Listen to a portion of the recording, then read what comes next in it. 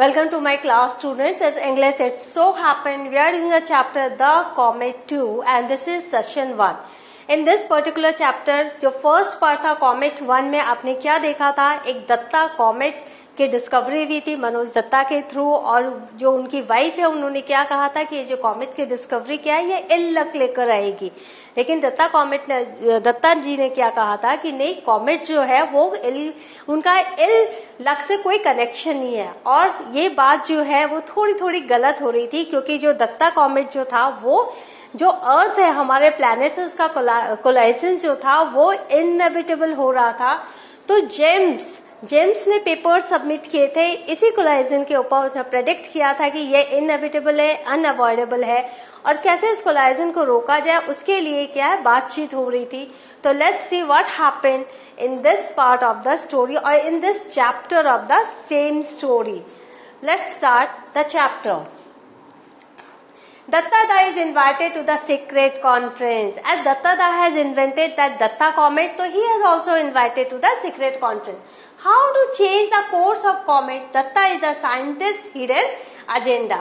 So, how to change the course of comet Datta? So, what was the scientist's agenda? It was hidden agenda because the meeting was kept as a secret meeting, as I have told you in the first part of the chapter. तो कैसे उसका course बदला जाए, वो जो रास्ता है उसका जो पाथ है, कॉमेट दत्ता का पाथ कैसे बदला जाए ताकि उसकी धरती से कोई उसकी टक्कर हो ही नहीं.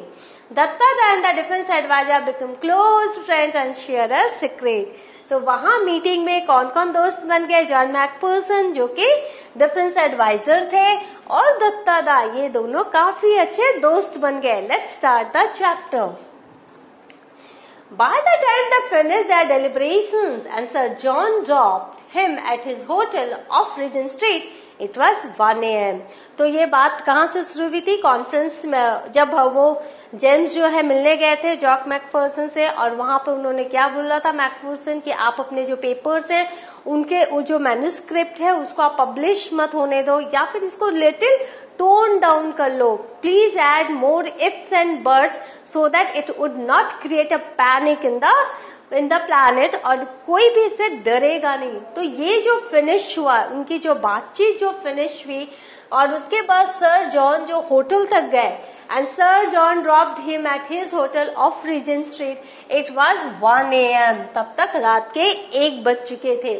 There was hardly any crowd on the street. Obviously 1 बजे बहुत ही कम क्राउड रहता है, तो बहुत ही कम क्राउड था रास्ते पर. But when James looked up from his window, a star-studded night sky greeted him. लेकिन जब जेम्स अपने होटल के विंडो से जब उसने उस स्काई को देखा, स्टार स्टडेड नाइट स्काई, रात के तारों से भरा हुआ आकाश, A star-studded night sky greeted him. तो ऐसा लगा कि वो जो आसमान है जो तारों से भरा हुआ है, रात का आसमान उसको वेलकम कर रहा है, ग्रीट कर रहा है. Somewhere amongst these stars was Comet Datta heading for a collision with the Earth. और इन्हीं तारों के बीच कौन था?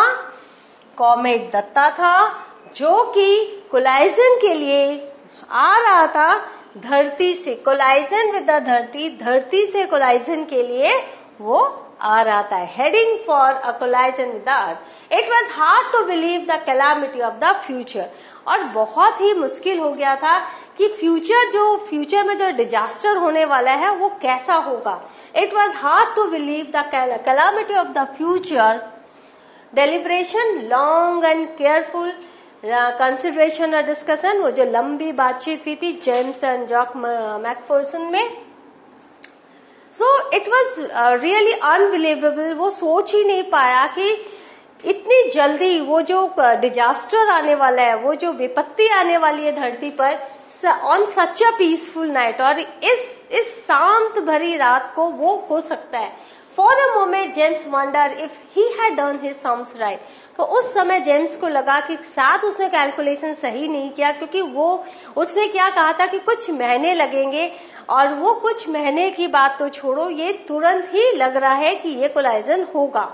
Whatever doubt James may have had about Sir John's efficiency were quickly dispelled when he reported for the conference and found that all the experts listed by him were there. तो whatever doubt, जो भी doubt James के दिमाग में था, James have had about sir John's efficiency व quickly dispel. तो वो जो जॉन मैकफर्सन ने जो उसे कहा था कि आप अपना थोड़ा टोन डाउन कर लो, हम आपके स्क्रिप्ट को रोकना नहीं चाहते, लेकिन ये पैनिक क्रिएट करेगा, तो वो सब उसके दिमाग से छट गए when he reported for the conference, जब उसने कॉन्फ्रेंस के लिए रिपोर्ट किया and found that all the experts listed by him were there, और उसने देखा कि जितने भी एक्सपर्ट्स को उसने लिस्ट में लिखा था वो सारे के सारे एक्सपर्ट्स वहां कॉन्फ्रेंस के लिए है। Astronomers, computer scientist, nuclear physicist, space technologist, तो उन सब लोगों में जिन्हें इतनी मीटिंग में ये रास्ता देखना था कि how comet Datta can avert the route that it has adopted, तो वो रूट को कैसे वो डाइवर्ट करेगा, वो रास्ता ढूंढने के लिए कौन कौन थे मीटिंग में? एस्ट्रोनॉमर्स थे, कंप्यूटर साइंटिस्ट थे, न्यूक्लियर फिजिसिस्ट थे, स्पेस टेक्नोलॉजिस्ट थे, डिस्पेल में डिसमिस्ड,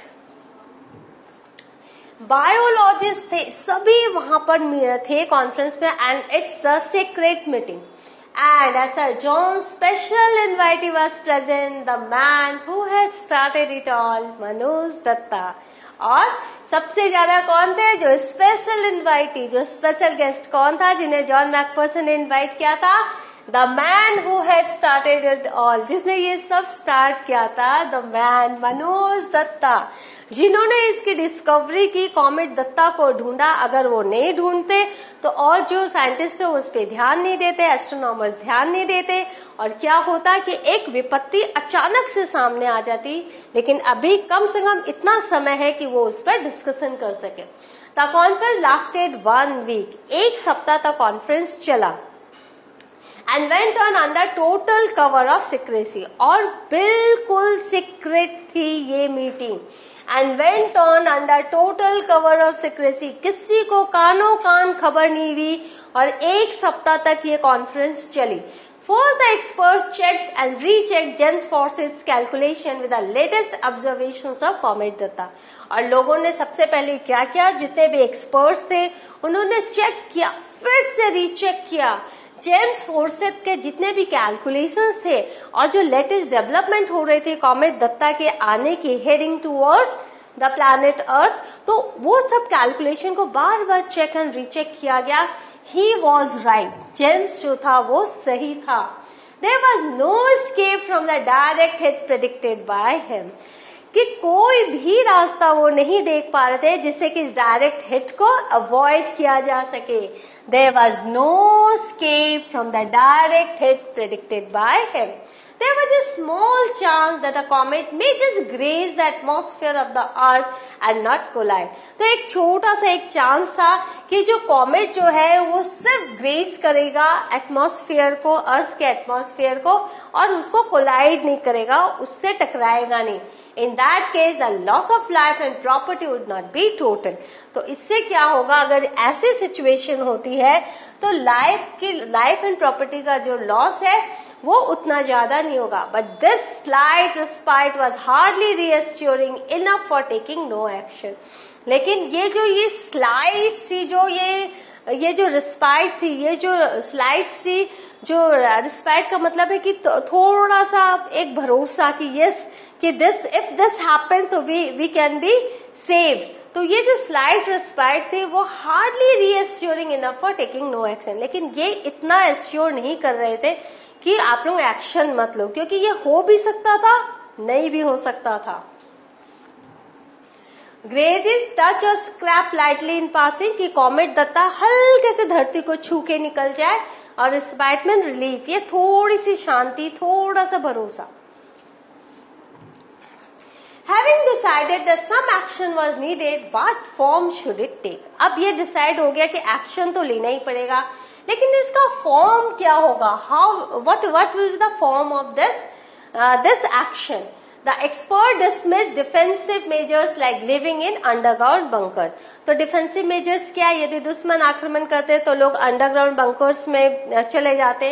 लेकिन जितने भी एक्सपर्ट्स थे उन्होंने इसको डिसमिस कर दिया कि नहीं, ये जो है उपाय नहीं करना है। जिसमें defensive measures like living in underground bunkers, हमें अंडरग्राउंड बंकर्स में नहीं छुपना है. It was simply not a practical proposition. पूरी की पूरी आबादी अंडरग्राउंड बंकर्स में नहीं छुप सकती, और ये प्रैक्टिकल क्या है, it's not a practical proposition. So the only course was to take offensive action. तो क्या है कि चलो एक ऑफेंसिव एक्शन लेते हैं. Comet Datta could be marginally deflected from its path by giving it a push. अगर Comet Datta को हल्का सा पुश हो जाए तो ये marginally थोड़ा सा भी, अगर ये अपने रास्ते से थोड़ा सा भी हट जाए तो जो स्लाइड टच करने की पॉसिबिलिटी है धरती को, वो भी कम हो जाएगी. तो इन्होंने क्या कहा कि नहीं, एक ऑफेंसिव एक्शन लेना पड़ेगा, और जो कॉमेट दत्ता जो आ रहा है धरती से कोलाइड होने के लिए, उसको हल्का सा पुश देके उसके रास्ते में थोड़ा सा मार्जिनली उसको हटा दिया जाएगा. Deflected change direction after hitting something.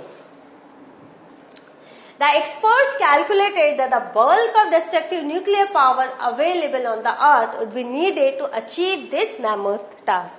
तो उन लोगों ने क्या कहा कि इस काम को करने के लिए क्या चाहिए, bulk of destructive nuclear power.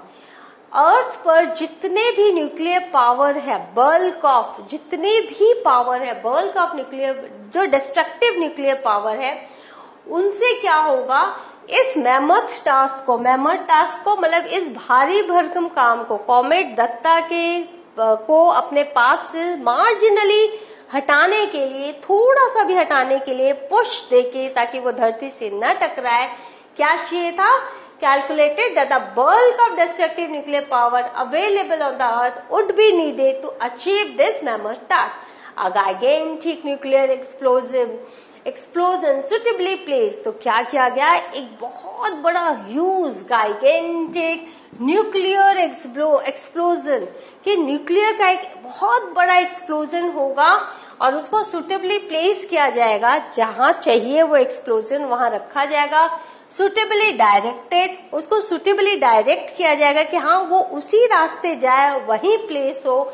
And suitably time, और समय भी निश्चित किया जाएगा कि किस समय कॉमेट दत्ता को पुश करना है और उसके मार्ग से उसको हटाना है. Could do the trick. तो इसी के थ्रू ये जो मुसीबत आने वाली है धरती पर, ये हट सकती है. This could be done by placing the nuclear payload in a spaceship. तो ये कैसे हो सकता है, ये हम क्या कर सकते हैं कि न्यूक्लियर पेलोड जो है उसको स्पेसशिप में हम प्लेस करेंगे, sending it to the intercept में स्टॉप और ब्लॉक, और उस स्पेसशिप को हम भेजेंगे स्टॉप करने के लिए या ब्लॉक करने के लिए अप्रोचिंग कॉमेट. और जहां से कॉमेट आ रहा है वहां वो स्पेसशिप जाएगी और वो वहां पर उसको रोकेगी and denoting it by remote control, और इसको डिटोनेटिंग करेगी रिमोट कंट्रोल से. जितने भी साइंटिस्ट हैं वो अपने कंट्रोल रूम में बैठ के ये सब काम करेंगे. Success of failure, secrecy must be preserve. यदि हम सक्सेसफुल हो तो भी सीक्रेट रखना है इस मिशन को, अगर हम फेल्योर हो तो भी सीक्रेट रखना है इस मिशन को. Finally a time table was drawn up for the operation. फिर क्या हुआ, एक टाइम टेबल बनाया गया, क्योंकि सब कुछ समय के हिसाब से बहुत ही केयरफुली करना था. टाइम टेबल ड्रॉन अप किया गया इस ऑपरेशन के लिए, which was code name project light brigade, और उसका कोड नाम क्या दिया गया, project light brigade. The important dates in it were, और कौन कौन से इम्पोर्टेंट डेट्स दिए गए. October 10, dispatch the spacecraft with a payload unless by then the comet is already destroyed by natural causes or has changed its path due to unforeseen reasons. तो यहाँ पर क्या बोल रहे हैं कि dispatch the spacecraft, dispatch करो spacecraft को October 10 में. October 10 को पेलोड के साथ, नहीं तो क्या होगा, तब तक वो जो कॉमेट है वो डिस्ट्रॉय कर चुका होगा बाय नेचुरल कॉजेस और हैज चेंज इट्स पाथ, और उसके पाथ को वो चेंज कर लेगा ड्यू टू अनफोर्सिन रीजन. अनजाने कारणों के कारण जो हम नहीं देख पा सकते हैं, unforced reason. November 15 rendezvous with the comet and detonation of the payload. तो उस दिन हम क्या करेंगे, जो कॉमेट है उसको हम लोग डिटोनेशन करेंगे प्लेलोड को। December 15, if the experiment failed, this was the day the comet would hit the earth। अगर ये तारीख नवंबर 15 को ये फेल हो जाता है तो जो कॉमेट है वो धरती को हिट कर देगा। If it succeeded, यदि ये जो हमारा मिशन है वो सक्सेसफुल हो जाता है, this was the day the comet would pass by at a near but safe distance। तो जो कॉमेट है वो धरती के पास से गुजरेगा लेकिन एक सेफ डिस्टेंस से गुजरेगा। तो इस तरह से क्या हुआ कि एक स्पेसक्राफ्ट, पेलोड स्पेसक्राफ्ट को वहां कॉमेट को आने से रोकने के लिए भेजा जा रहा था और ये एक टाइम टेबल बनाया गया। Detonating means detonating, setting it off, making it explode. So what have we learned? We have learned that all the scientists who made a timetable, they have found a way. उन्होंने एक रास्ता ढूंढा कि push करके हम क्या करेंगे, comet Dutta को जरा सा उसके पाथ से डेविएट कर देंगे ताकि वो टच ही ना करे धरती को। और इसके लिए एक पूरा टाइम टेबल बनाया गया है। एक स्पेसक्राफ्ट को भेजा जाना था पेलोड के साथ और वो क्या करता, कॉमेट दत्ता के रास्ते को रोकता और एक एक्सप्लोजन करता जो कि न्यूक्लियर एक्सप्लोजन होता। और उससे क्या होता, कॉमेट दत्ता अपने रास्ते से थोड़ा सा डेविएट हो जाता, वो अपना रास्ता डाइवर्ट कर लेता, हल्का सा, मार्जिनली, सिर्फ हल्का सा भी करता तो वो धरती से सेफ डिस्टेंस में रहता। तो we will find in the next session if the scientist will be successful और not. So please go through the session again and again, read the words, meanings and all the terminology that has been used in this particular session are based for the nuclear things. So अभी कभी भी आपको किसी भी nuclear things के ऊपर अगर आपको ऐसे लिखना हो तो यहाँ जितने भी टर्मिनोलॉजी यूज की गई है, जितने भी वर्ड्स यूज किए गए, आप उन सबको आप यूज कर सकते हैं और आप गैलेक्सी के ऊपर या किसी के भी ऊपर आप एक ऐसे आराम से लिख सकते हैं। So I will meet with you in the next session. Thank you.